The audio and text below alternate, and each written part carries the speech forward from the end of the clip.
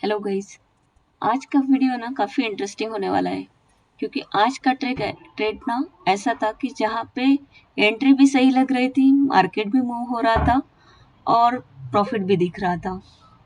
तो लेकिन फिर भी एंड में जो कन्फ्यूजन रहता है ना, वही मेरे साथ भी कन्फ्यूजन रह गया। एग्जिट सही था या मैंने प्रॉफिट वापस दे दिया, ये सब चीज़ जो है ना, ये आपको इस वीडियो के ब्रेकडाउन में पूरा समझ में आने वाला है। मैंने एंट्री कहाँ पे ली, मेरा पहला सेटअप जो था यहाँ पे इस लेवल पे अभी आप देख रहे हो वहाँ पे, तो वहाँ पे मेरा सेटअप मिस हुआ।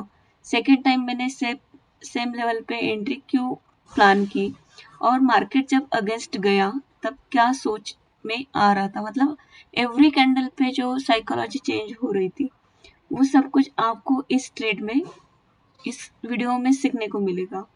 और फाइनली ये भी चीज़ है कि यहाँ पे मार्केट में मूवमेंट तो था अपने ही डायरेक्शन में, पर फाइनली मैंने एग्जिट कैसे किया, या मैंने फोर्सफुल एग्जिट किया या टारगेट पूरा बुक किया या बीच में ही मैंने मतलब रैंडमली ट्रेड को क्लोज कर दिया, ये सब चीज़ें जो है ना, ये आपको यहाँ पे सीखने को मिलेगी।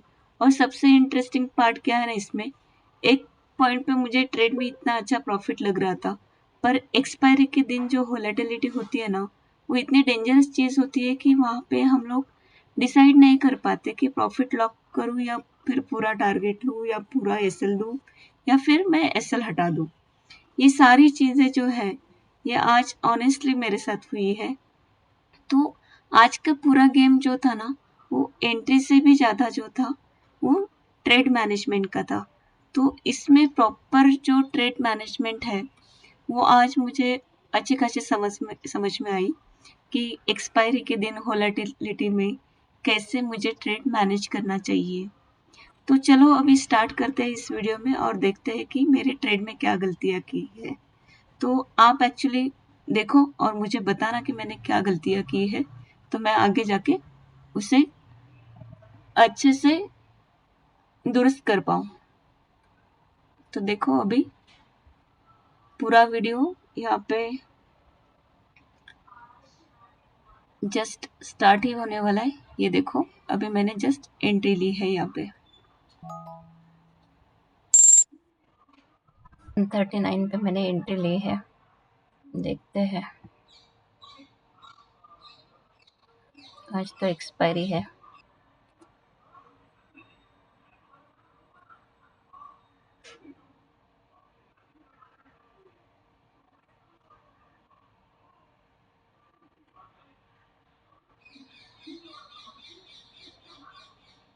मैंने ओआई का डेटा चेक करते हुए ही आज एंट्री ली है और यहाँ पे सपोर्ट भी था।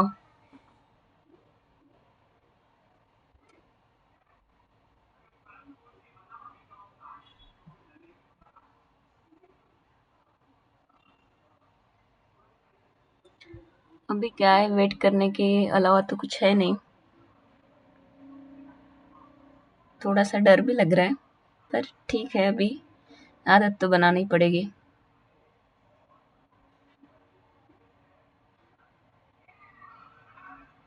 नहीं,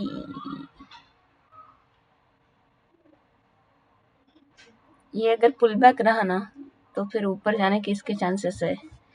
अगर पुल बैक की तरह नहीं वर्क किया इसने यहाँ पे, क्योंकि देखो अभी भी क्या है ना, 24,000 पे अगर देखोगे तो यहाँ पे पुट साइड पे जो हुआ है, वो अभी भी अच्छा खासा है।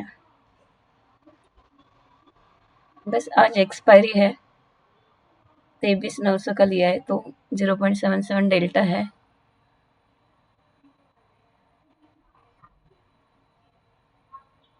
7 पॉइंट और नीचे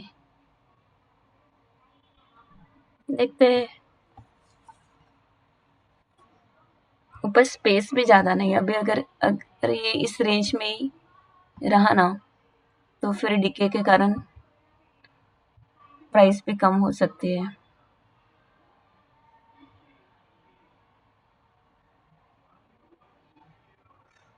इस लो के ऊपर ही होना चाहिए।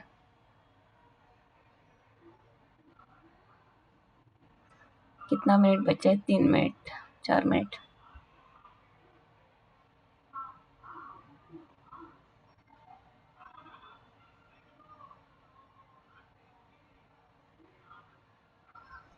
एंट्री ले लेना तो बहुत डर लगता है, पर क्या है ना, लेने के बाद थोड़ा सा मतलब लेंगे नहीं तो समझ में भी नहीं आएगा कि कहाँ पे क्या कर रहे हैं। मैंने यहाँ पे ही एंट्री लेनी चाहिए थी उस टाइम पे, पर वही जो हेजिटेशन है ना, वो हर बार फर्स्ट टाइम जब भी आता है ना, तब मैं हेजिटेट ही होती हूँ। ये चीज़ को मुझे थोड़ा सा रिकवर करना पड़ेगा। 25 से लेकर अगर यहाँ तक भी आता है 60 तक, मतलब 40 पॉइंट, 35 से लेकर 40 तक, तो मैं तो एसएल ट्रेल करने का ही सोचूंगी। तो ये लेवल ब्रेक करना चाहिए ऊपर का बस।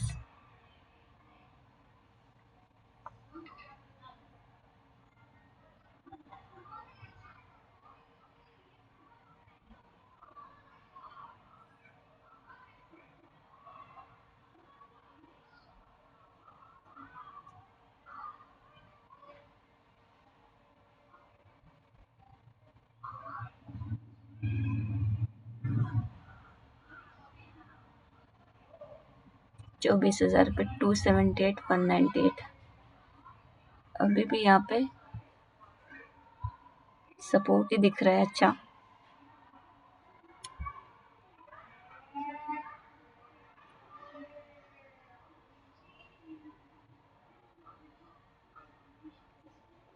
पी साइड पे अगर प्रीमियम देखोगे ना, तो पी साइड पे भी इतना नहीं बढ़ रहा है ऐसे।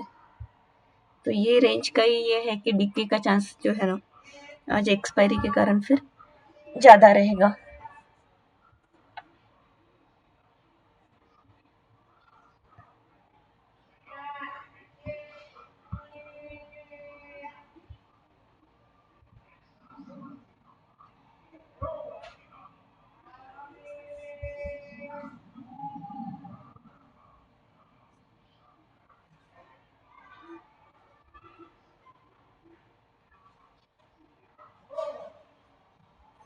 अभी देखो, इसने अपना जो एसएल है उसका हाफ, मतलब 10 पॉइंट का ये तो दे दिया है, तो मैं थोड़ा सा इसे ट्रेल भी करूंगी।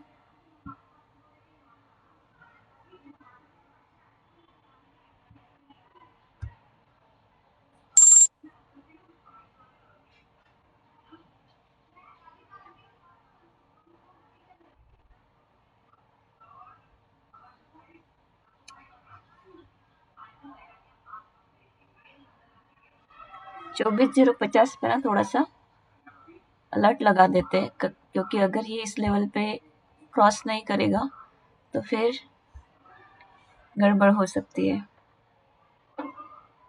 एक बार यहाँ तक अगर जाएगा, 40 से लेकर 70, 30 पॉइंट,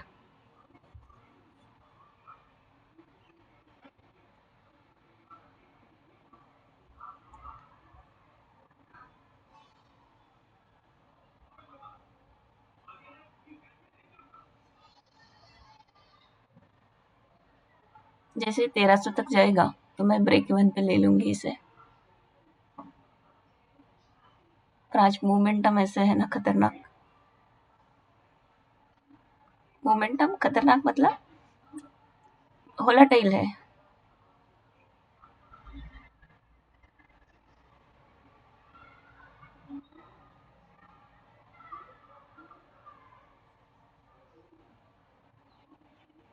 देखो, 24,000 पे 278 से 279 हो गया, ये 199 कितना है अपना यहाँ पे, 139 पे कुछ एंट्री हुई है, और यहाँ पे 121 पे मैंने एसएल ट्रेल किया है।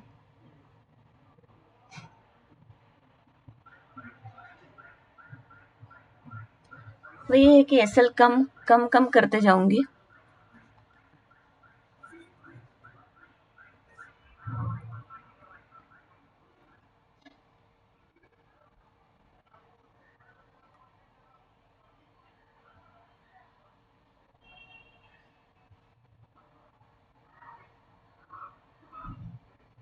24,000 पे तो अच्छा खासा सपोर्ट दिख रहा है।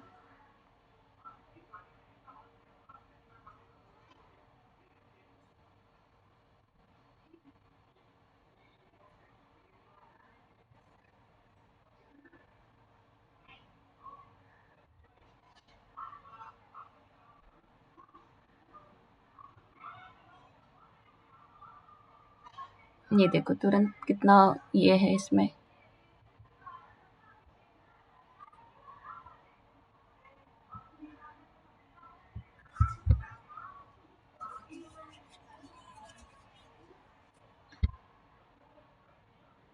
यहाँ पे ना स्पेस मुझे थोड़ा सा कम ही नजर आ रहा है।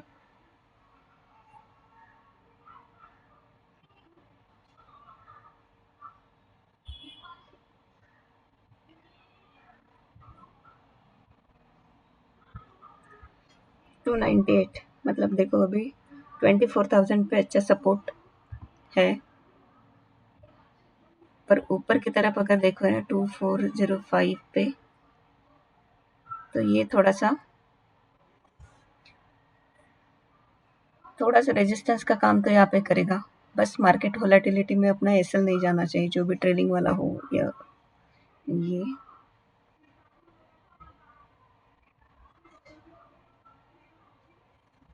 ये देखो अभी यहाँ पे आ गया, तो मैं थोड़ा सा यहाँ पे यहाँ तक तो मैं ट्रेल करूंगी।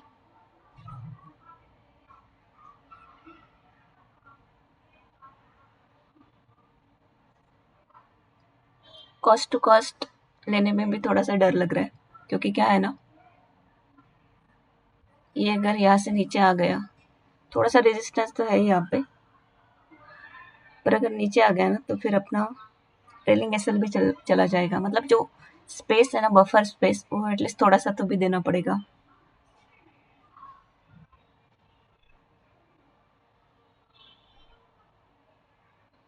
यहाँ तक अगर आता है ये 100 के, या फिर मैं ट्राई करूंगी।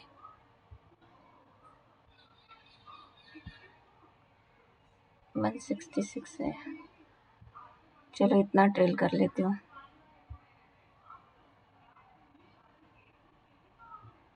नेक्स्ट जो भी कैंडल बनेगी उसमें देखते हैं।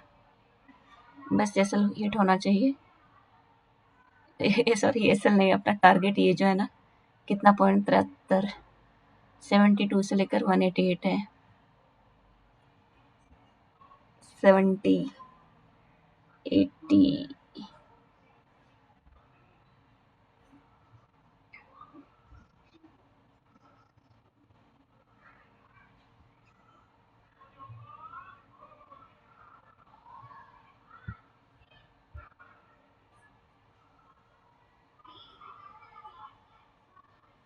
इसका 1:1 कहाँ पे आता है अपना, ये ऑलमोस्ट यहाँ पे।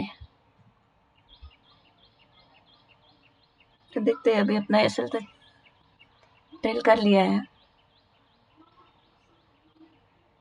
अभी भी अपने पास कितना है, 70 से लेकर 18 पॉइंट तक का, और यहाँ पे 47 से अगर ये यहाँ तक भी आता है ना 18 पॉइंट के लिए, मतलब इसे 25 पॉइंट तो भी देने चाहिए। 75 तक अगर ये आएगा ना, तो ये फिर अपना टारगेट हिट कर सकता है, 75-80 तक भी।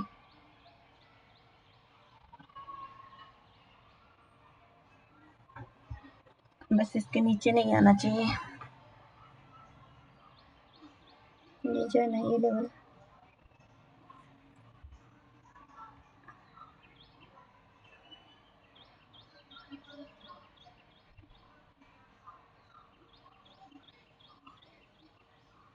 इसका अगर क्या है ना, मैं पूरा वेट नहीं करूंगी ना, और नेक्स्ट टाइम ऐसे होगा कि मैं एसएल पूरा दे दूंगी, तो फिर उसमें दिक्कत होगी, क्योंकि रिस्क रिवॉर्ड फिर मैच नहीं होता।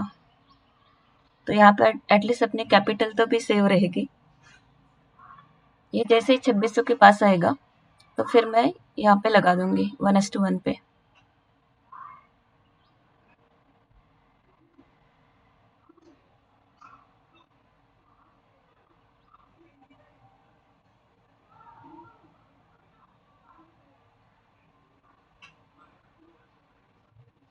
166।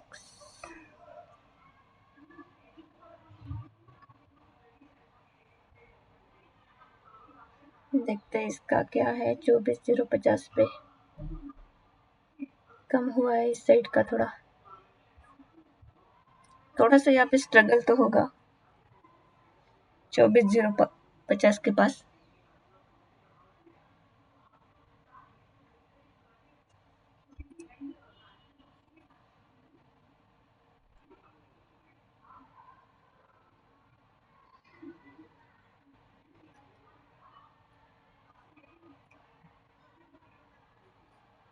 कितने का है ये? देखो तुरंत 1300 के पास आ गया।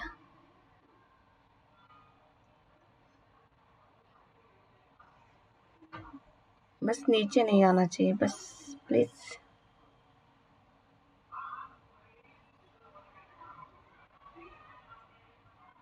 देखो अगर यहाँ पे 1:1 के लिए लगाया होता तो यहाँ पे TSL चला जाता था, पर अभी भी इसके चांसेस है नीचे आने के।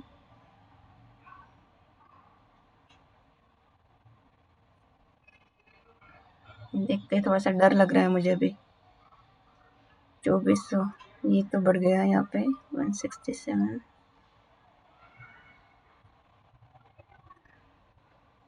थोड़ा सा वोलेटाइल रहेगा तो जाने के चांसेस है। थोड़ा सा मैं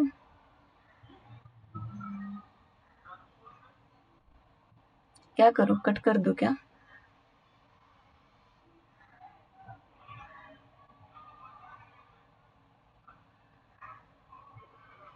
इस कैंडल का वेट करती हूँ।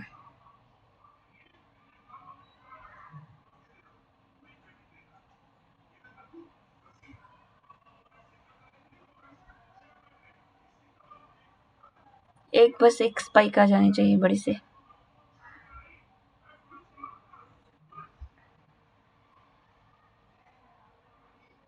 देखो 56 से सीधा 52 51 पे आ जाता है। 50 पे मतलब कितना वोलेटाइल है। आज एक्सपायरी है तो ऐसे ही होगा, तो थोड़ा सा संभाल कर ही रखना पड़ेगा मुझे भी ये कैपिटल मेरा।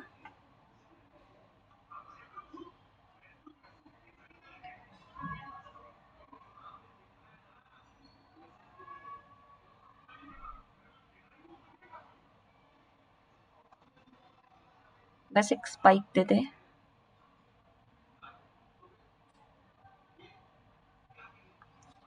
कैंडल क्लोज होते होते ऐसा ना हो जाए। 154।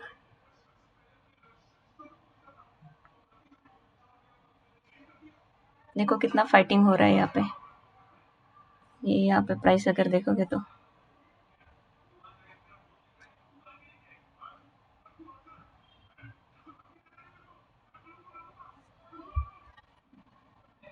जब ट्रेड में होता है ना तब चार्ट पूरा साफ साफ नजर नहीं आता। जैसे ट्रेड के बाहर निकलते हैं तब समझ में आता है कि अरे ये ऐसा करना चाहिए था, वैसा करना चाहिए था। अभी इसने इसका लो नहीं तोड़ना चाहिए। अगर ये इसका हाई तोड़ेगा ना तो फिर हमारा टारगेट आ सकता है 66।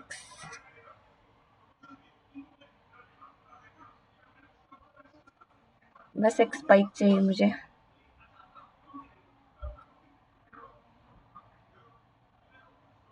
पता नहीं, मुझे ऐसे लग रहा है कट कर दूं, क्योंकि क्या है ना, ये जा रहा है EMA के पास जाता है और फिर से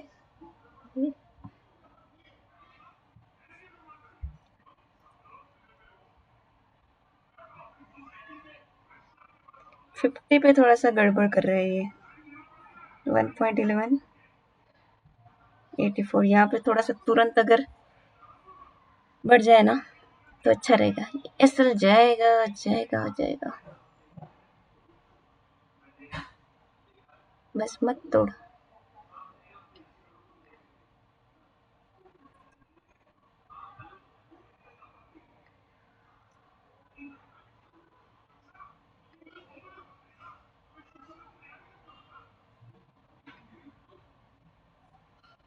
कितना अभी 49 से लेकर अपना ऐसा ले लेगा ये।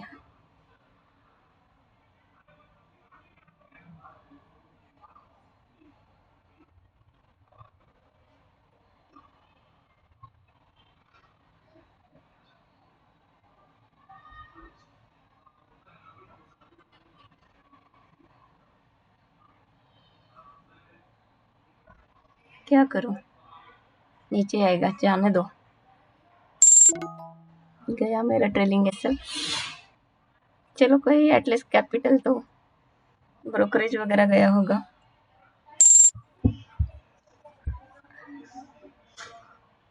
पर देखो अगर हम लोग एसएल ट्रेल भी नहीं करते और यहाँ पे अगर देखे ना तो फिर ये हिट होने का भी चांस बहुत है।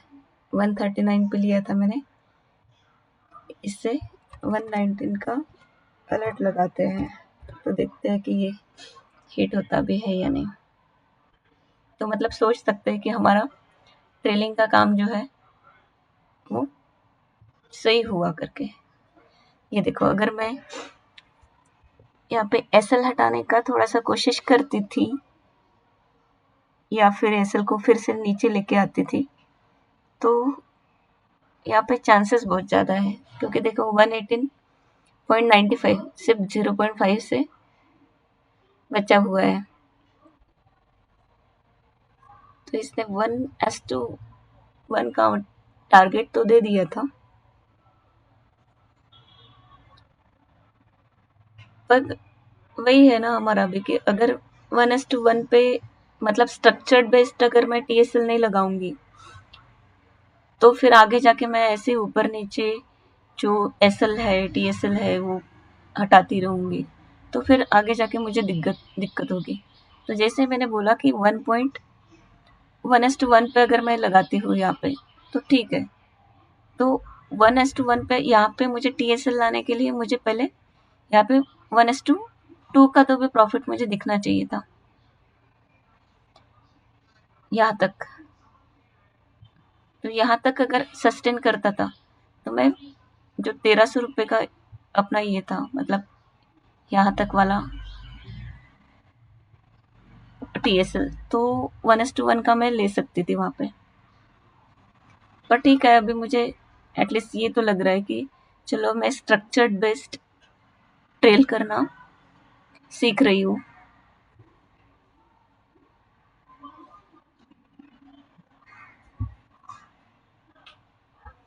जैसे मैंने बोला कि ये जो जब तक ये रेंज है इस रेंज में थोड़ा सा इसका बिहेवियर डीके का ही होगा।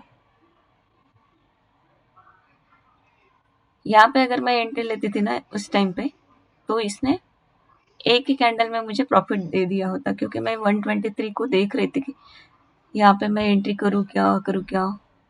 पर वही था कि फर्स्ट टाइम में जो अभी तक मुझे कॉन्फिडेंस नहीं आया है कि जैसे ही फर्स्ट टाइम पे अपने लेवल पे आता है तो एंट्री कर दो सीधा। चलो कोई बात नहीं, कुछ सीखने को तो मिला आज मुझे। अगर आप लोग भी पूरा मेरा वीडियो वॉच करोगे ना तो आपको भी इस जर्नी में कई सारी बातें पता चलेगी।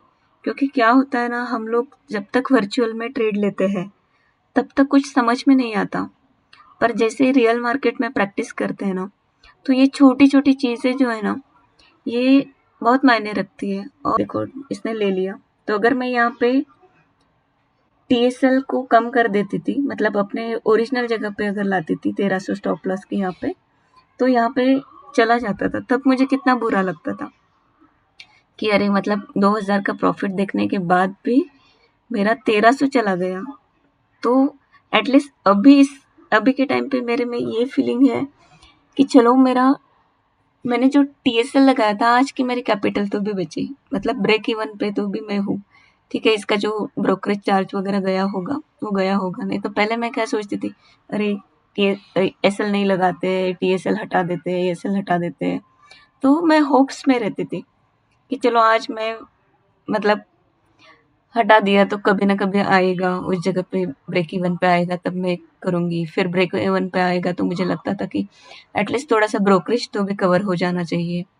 तो ये सब चीज़ें थी ना, तो उसके कारण पे मतलब लॉसेस भी मतलब बड़े-बड़े लॉसेस होते थे फिर। ये देखो, यहाँ पे फिर से अगर मैंने हटा दिया होता, तो 20 पॉइंट से लेकर फिर से 10 पॉइंट का एसएल, और हम लोगों को पॉइंट में लगता है कि अरे कितना, इतना तो है, पर एक लॉट के लिए ना ये बहुत मतलब बहुत ज़्यादा हो जाता है।